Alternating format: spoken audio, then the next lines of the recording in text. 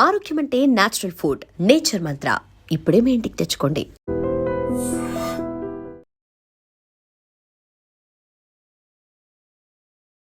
Welcome to iDream media. So జనరల్గా దగ్గు, జలుబు, జ్వరాలు వీటికి ఓవర్ ద కౌంటర్ మెడిసిన్ వాడుతూ ఉంటాము.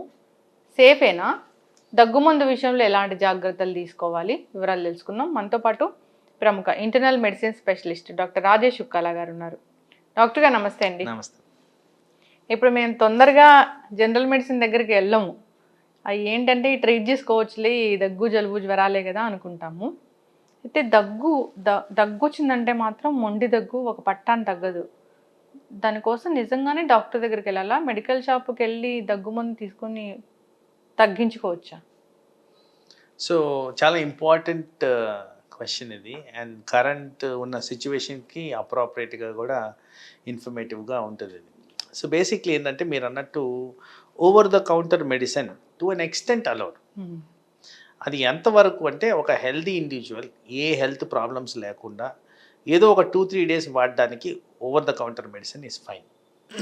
ఎందుకు ఇలా చెప్పాల్సి వస్తుందంటే ఈ మందులన్నింటిలో కూడా డిఫరెంట్ టైప్స్ ఆఫ్ కాంబినేషన్స్ ఉంటాయి.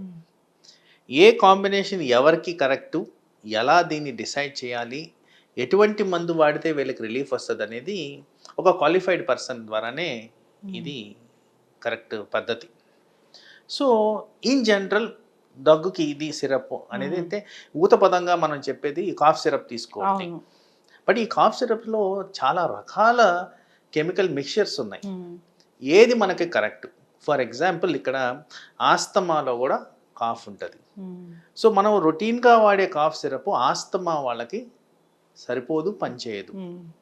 సో అలా బ్లడ్ ప్రెషర్ ఉన్న వాళ్ళు కొన్ని రకాల కాఫ్ సిరప్స్ వాడకూడదు.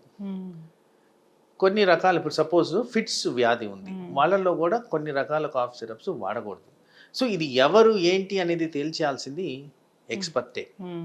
ఎవరైతే ఆ ఎడ్యుకేషనల్ పర్పస్ సాల్వ్ చేసి కూర్చుంటారో వాళ్ళకి క్రైటీరియా అనేది తెలుస్తుంది. ఓవర్ ద కౌంటర్ వెళ్ళినప్పుడు నాకు తెలిసి ఇంత డీటెయిల్డ్ అనాలిసిస్ జరగదు కాబట్టి డెఫినెట్లీ నాట్ రికమెండెడ్. ఇదే తరుణంలో వైరల్ ఇన్ఫెక్షన్స్ అన్నింటిలో కూడా లివర్ కాస్త కోస్త ఎఫెక్ట్ అవుతుంటుంది.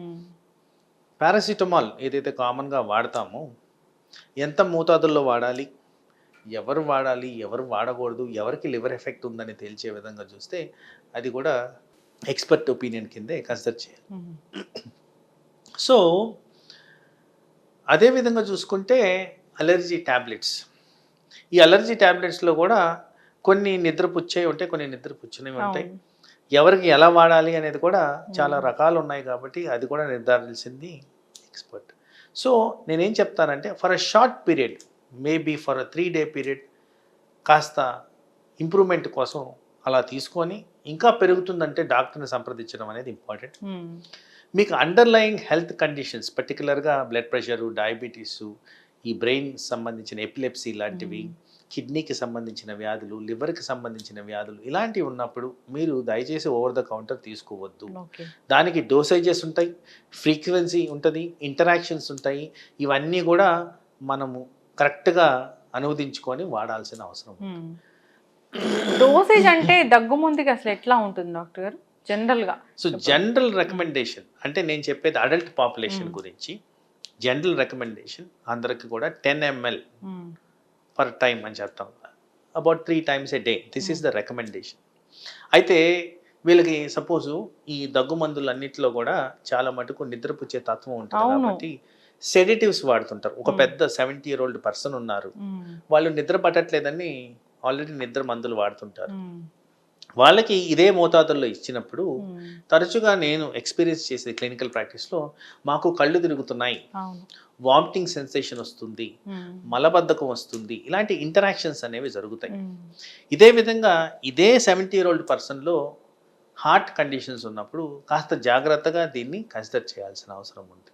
ఎందుకంటే హార్ట్ మీద ఒత్తిడి, బ్లడ్ ప్రెషర్ని పెంచే విధంగా, హార్ట్ రేట్ని పెంచే విధంగా ఈ మందులు పనిచేస్తాయి. కాబట్టి ఈ పర్సన్కి ఇది వాడచ్చా లేదా అనే అనలిటికల్గా చూసే ఎక్స్పర్ట్ ఒపీనియన్ తీసుకోవడమే కరెక్ట్.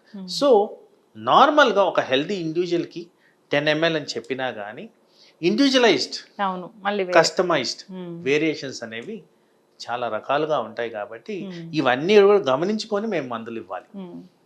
చాలా మంది కూడా ఒక్కసారి దగ్గు మందు తెచ్చుకొని మరి వెంటనే అంత మందంతా తాగేలేం కదా, నెలలు మళ్ళీ వచ్చేదాకా సంవత్సరం పాటు కూడా దాన్ని వాడుతూ ఉంటారు.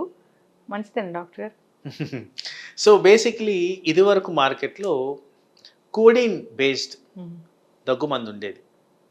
ఇప్పుడు ఈ మధ్యకాలంలో గవర్నమెంట్ వారు దాన్ని ఫేజ్ అవుట్ చేశారు. ఎందుకంటే కోడిన్ అనేది కాస్త నిద్ర ఎక్కువగా పుంచుద్ది అండ్ అడిక్టివ్గా కూడా తయారు చేస్తుంది. సో ఇది మిస్యూజ్ కింద గమనించి చాలామంది దగ్గుమందునే మత్తు తెచ్చుకునే విధంగా వాడుతున్నారు. కాబట్టి వర్చువలీ అది మార్కెట్లో లేకుండా పోవడానికి ఇది కారణం అయిపోయింది. సో ఇప్పుడు కోడిన్ బేస్డ్ మీకు కాఫ్ సిరప్స్ దొరకట్లేదు. బికాస్ అది అనర్థాలకి దారితీస్తుంది, డ్రగ్స్ అబ్యూస్ కింద వచ్చేస్తుంది కాబట్టి దాన్ని తీసేశారు. సో అది లాంగ్ టర్మ్గా వాడుతున్నారంటేనే ఫస్ట్ తప్పు. ఎందుకంటే అది రాంగ్ డైరెక్షన్లో వెళ్తుందని. మీకు అండర్లయింగ్ కండిషన్ ఏముంది తెలియదు, ఎందుకు దగ్గట్లేదో తెలియదు. అందుకోసం నేను అన్నాను ఫస్ట్లోనే 3 days కన్నా ఎక్కువ ప్రాబ్లం ఉంటే మీరు కంటిన్యూ చేయొద్దు, వెళ్ళి డాక్టర్ని సంప్రదించండి. ఒకసారి ఓపెన్ చేసిన బాటిల్ని అలాగే ఉంచుతారు మళ్ళీ సీజన్ వచ్చేంత వరకు కూడా. అది కూడా బ్యాడే. ఎందుకంటే ప్రతి బాటిల్ మీద ఆఫ్టర్ ఓపెనింగ్ ఎన్ని రోజుల్లో కన్జ్యూమ్ చేయాలి అనేది రాసి ఉంటుంది. General recommendations, general criteria 30 days కన్నా ఎక్కువ వాడద్దని చెప్పి రాసుంటారు. సో అలాంటిది ఇంపార్టెంట్. దెన్ ఎక్స్పైరీ డేట్ ఉందా లేదా అది కూడా గమనించుకోవాలి. సో అది కూడా మనం చూసుకోవాల్సిన అవసరం ఉంది. అండ్ ప్రాపర్ స్టోరేజ్లో ఉందా లేదా. చాలా మటుకు ఈ దగ్గుమందుల్ని లైట్కి ఎక్స్పోజ్ కాకుండా చూడమంటారు అండ్ టెంపరేచర్ రెగ్యులేట్, కూల్ ప్లేస్లో స్టోరేజ్ చేయమంటారు. అవి జనరల్గా అంత పాటించరనేది నా అభిప్రాయం. ఎవరు పాటించరు. సో ఆ కారణంగా అలాంటివి వాడడం మంచిది కాదు. ఇప్పుడు డ్రై కాఫ్ లేదంటే వెట్ కాఫ్ ఇలా చెప్తూ ఉంటారు కదా, దీంట్లో ఏది డేంజర్ అసలు? అంటే డేంజర్ అనే దానికన్నా ఇప్పుడు వెట్ కాఫ్ వస్తుంది అంటే లోపల సెక్రిషన్స్ అనేవి ఎక్కువ ఫామ్ అవుతున్నాయి, లంగ్స్ లోపల ఎక్కువగా ఆ మ్యూకస్ అనేది తయారవుతుంది అని. So wet cough usually lower respiratory tract infection అంటే నిమోనియా అంటారు చూడండి, దానికి సంబంధించి ఎక్కువగా ఉంటుంది. అప్పర్ రెస్పిరేటరీ ట్రాక్ట్ పైన భాగం వచ్చేది, పైన ఊపిరితిత్తుల భాగంలోంచి వచ్చేది, అది ఎక్కువగా వెట్ కాఫ్కి కనెక్ట్ కాదు. కొద్దిగా సెక్రిషన్స్ ఉండొచ్చే కానీ సైనస్ ద్వారా అట్లా ఇట్లా వచ్చినవి ఎక్కువ శాతం ఎక్కువగా స్ఫుటం ప్రొడక్షన్ అయితే ఉండదు. సో వెట్ కాఫ్ ఉన్నప్పుడు హెసిటేషన్ తక్కువగా ఉండాలి, డాక్టర్ దగ్గరికి త్వరగా వెళ్ళాలి. ఓకే. వెట్ కాఫ్ ఉన్నప్పుడు. కోవిడ్లో డ్రై కాఫ్ చూసామా మనం? ఎక్కువ శాతం డ్రై కాఫే ఉండేది. ఇన్ఫెక్షన్ ఏమి ఉండదా అప్పుడు? ఇన్ఫ్లమేషన్ ఉంటుంది. ఇక్కడ ఇన్ఫెక్షన్ వేరు, ఇన్ఫ్లమేషన్ వేరు. సో ఇన్ఫెక్షన్ ఉన్నప్పుడు అది నిమోనియాకి దారితీస్తుంది. కోవిడ్లో మనకు వచ్చింది నిమోనైటిస్ ద్వారా సెకండరీ ఇన్ఫెక్షన్ వచ్చి నిమోనియా ఫామ్ అయింది. ఇది కొద్దిగా కాంప్లెక్స్ సైన్స్ విధంగా చూడాల్సిన అవసరం ఉంది. బట్ మీరు అడుగుతున్న క్వశ్చన్కి నిమోనియా ఉండేది కదా కోవిడ్లో, అదే మాట్లాడేవారు కదా, మరి ఈ నిమోనియాకి వెట్ కాఫ్ ఉండాలి కదా, డ్రై కాఫ్ ఏంటి అనేది మీ క్వశ్చన్. సో ఇక్కడ నిమోనైటిస్ అనేది ఒక క్రైటీరియా ఉంది. అది inflammation of the lung structure, lung parenchyma అంటాం. సో అది వేరు, అది సైన్స్ వాళ్ళకి అర్థం అవుతుంది. కామన్ మ్యాన్ కి అది టెర్మినాలజీ కొద్దిగా డిఫరెంట్. ఎన్ని రోజులు దగ్గకపోతే హాస్పిటల్కి వెళ్ళాలి? 3rd day చెప్పేశాను. 3 days కి? 3 days, not more than that. Okay.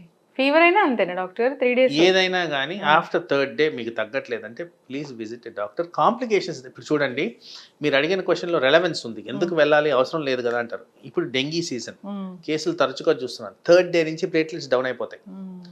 So 3rd day వెళ్తే మీకు అనర్థాలకు దారి తీయకుండా ప్రివెంటివ్ మెజర్స్ మనం తీసుకోవచ్చు. 3rd day తగ్గాల్సిన న్యాచురల్ కోర్స్ ఆఫ్ డిజీజ్ అది. 3rd day తగ్గట్లేదంటే ఏదో ఒకటి డిఫరెంట్గా ఉంది ఇక్కడ, మనం దీన్ని ఎవాల్యుయేట్ చేసుకోవాలి అనేది డైరెక్ట్గా ఆ డిజీజే మనకు చెప్తుంది. కాబట్టి మీరు వెళ్ళడం అనేది ఇంపార్టెంట్. ఇప్పుడు దగ్గుకి హోమ్ రెమెడీస్ పనిచేస్తాయా?